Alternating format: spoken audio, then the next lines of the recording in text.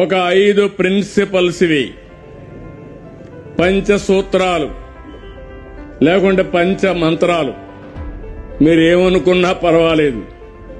ఇది పాటించిగానే అనునిత్యం ఆలోచిస్తే మన సమస్యలకు పరిష్కార మార్గం దొరుకుతుంది.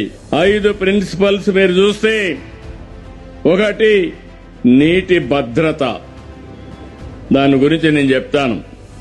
2ది డిమాండ్ ఆధారిత పంటలు. 3ది అగ్రిటెక్, అగ్రికల్చర్ లో టెక్నాలజీ ఏమేం వాడాలి, ఎన్ని సమస్యలకు పరిష్కార మార్గం వస్తుంది, అది ముఖ్యం.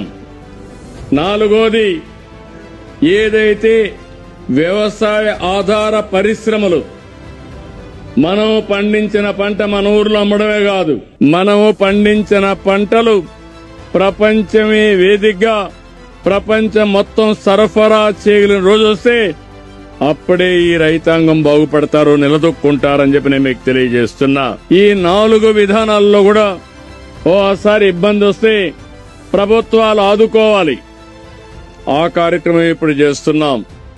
ఇంకా ఆదుకోవాలి, రెగ్యులేట్ చేయాలి, ఆధునికమైన నాలెడ్జ్ మీకు అందుబాటులో పెట్టాలి.